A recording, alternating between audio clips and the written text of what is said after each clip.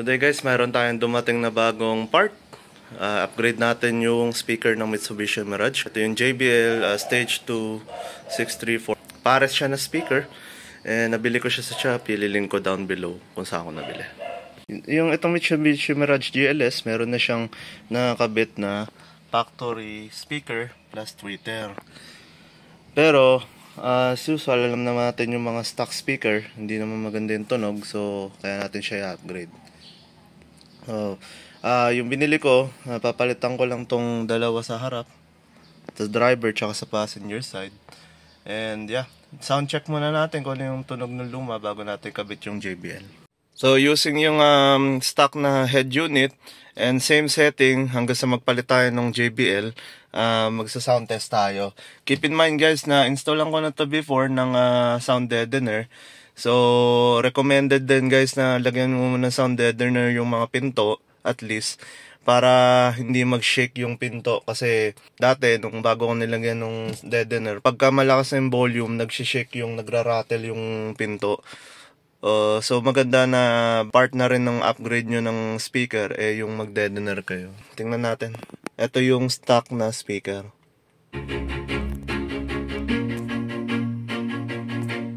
Yan yung volume niya.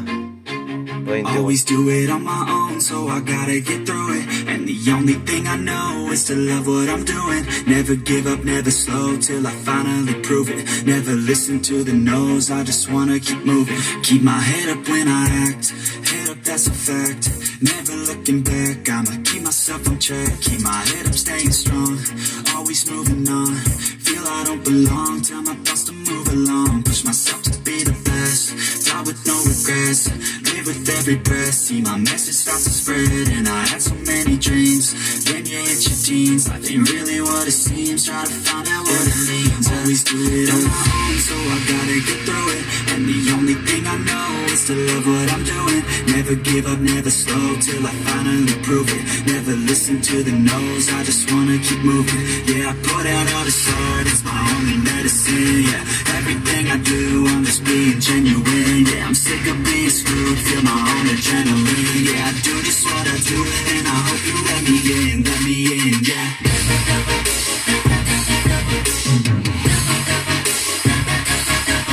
So yun guys, narinig nyo naman yung sound test. Actually okay naman siya. And naghahanap lang ako ng improvement. So hopefully, pag in-upgrade ko yung stock na speaker, mag-i-improve siya. So based sa specs ng stock na speaker, itong ipapalit ko ng JBL, compatible tong speaker na to sa Mirage at stock na head unit. So wala tayong magiging problema sa compatibility. And by the way, 3-way din siya. So may kasama na siyang mid tsaka tweeter. So kung ang sasakyan nyo completely wala pang sound system, maganda starting na speaker to kasi kompleto na yung ano niya. So quick unboxing tayo guys.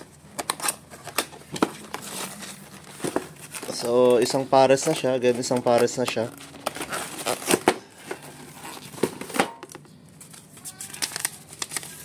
Installation manual.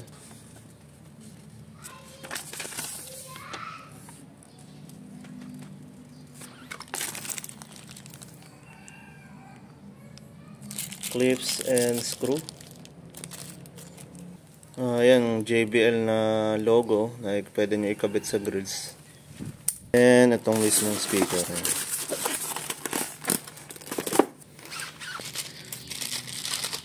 Ayan, ito yung grills nya and speaker. Tanggal natin sa balot. Ito yung mismong speaker nya guys, and may mga mounting holes siya dun.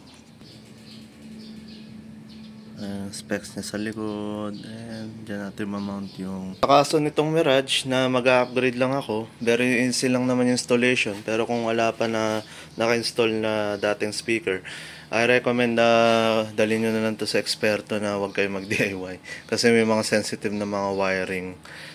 So sa Mirage may mga screw lang dito, isa dito, and isa dito. Meron pa pala dito ang dalawang tornilyo na kailangan tanggalin para mahila na natin yung buong panel ng pinto. Guys, kailangan nyo rin pala nitong spacer. So dito yung kakapit yung mismong speaker and saka nyo siya imamount sa pintuan. kailangan nyo rin ng harness. In my case, ito lang yung kailangan ko, speaker harness. Kasi may nakaabang na na wire doon sa speaker ko. Ikakabit ko na lang to. And optional guys, yung foam sa speaker para ma-prevent yung rattling between yung speaker and yung panel ng pinto. And guys, natanggal ko na yung panel. And currently may sound deadening ako. And then ito yung speaker ko. Currently meron siyang isang speaker na luma. Yun yung tatanggalin ko. And then kailangan ko ng spacer para ma-mount yung speaker mismo dito. Tatanggalin ko itong lumang plug. Ayan. Sukat siya doon sa harness. And then tatanggalin ko na yung lumang speaker dito. Ayan. Ayan. Ito siya guys. Na-mount ko na sa spacer. Ayan. And then ito nakabit ko na rin yung harness. Phonia and chorus from Veer Duncan, dear God. Guys, na-mount na natin. Yan, test ko lang kung nagana. Amsterdam Baroque Orchestra and working na chorus siya. with organist Mamaya. Tom Koopman. Yan guys, nakabit na natin yung buong assembly, pati yung muffler ring yung nilagay ko na rin. And gagawin ko na rin siya sa kabilang pinto and then sound check natin after. Guys, check it out, no? Tingnan yung difference sa magnet pa lang nung stock. Ito yung stock. And ito yung JBL Stage 2634. Kitang-kita na agad yung laki pa lang ng magnet. Kita mo na yung difference. And check natin yung front. Yan. So ganda yung quality ng construction talaga ng JBL kumpara sa stock na papel lang yung cone. And ito parang composite material. Kaya kita mo na agad yung difference pa lang ng build quality niya. Ito guys, na-install na natin finally yung mga speaker. Yun. So again, dalawa lang yung napalitan ko sa passenger side and sa driver side. Yung nasa likod na dalawa is stock speaker pa rin. Pero mamaya, papapadirin ko sa inyo yung tunog lang ng stock speaker plus yung tunog lang ng JBL. So far, nakahalo yung JBL sa tunog ng stock speaker. Parang filler lang siya. Pero binalance ko siya na more bias yung output niya sa dalawang speaker dito na pinalitan ko. Same setting siya guys before tayo nagpalit tsaka ngayon. So maririnig yung difference hopefully. Play na natin same song guys. Same volume, same settings just like last time.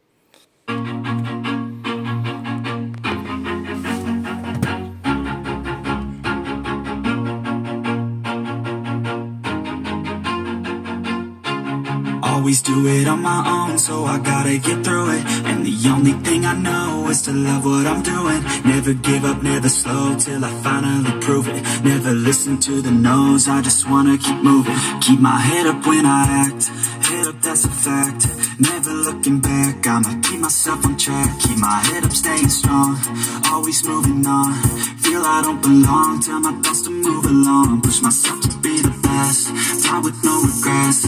Live with every breath, see my message start to spread. And I had so many dreams, then you hit your teens. Life ain't really what it seems, try to find out what it means. Always do it on my own, so I gotta get through it. And the only thing I know is to love what I'm doing. Never give up, never slow, till I finally prove it.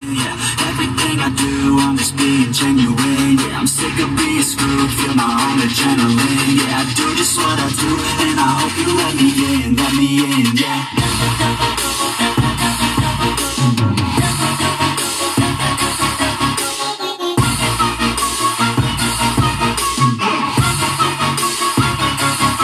I'm grateful, oh yeah, able, oh yeah, I'm stable, oh yeah, no label, oh yeah, you know me, I have only a path, I'm lonely, but damn, I'm going to win.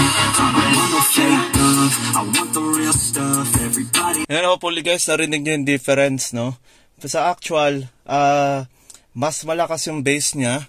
And dahil three-way siya, mas tuminis yung tunog, mas tumaas yung clarity nung separation ng instrument, guys.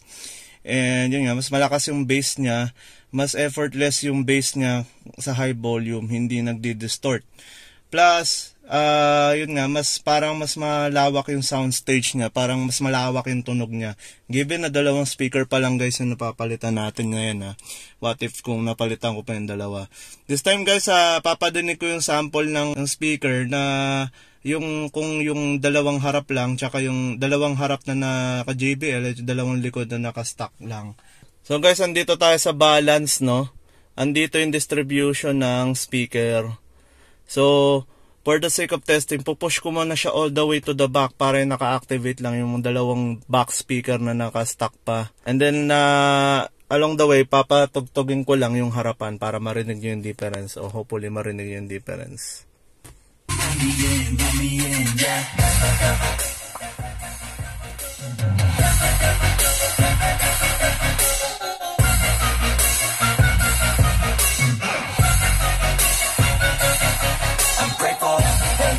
Then, push ko na siya sa front, guys.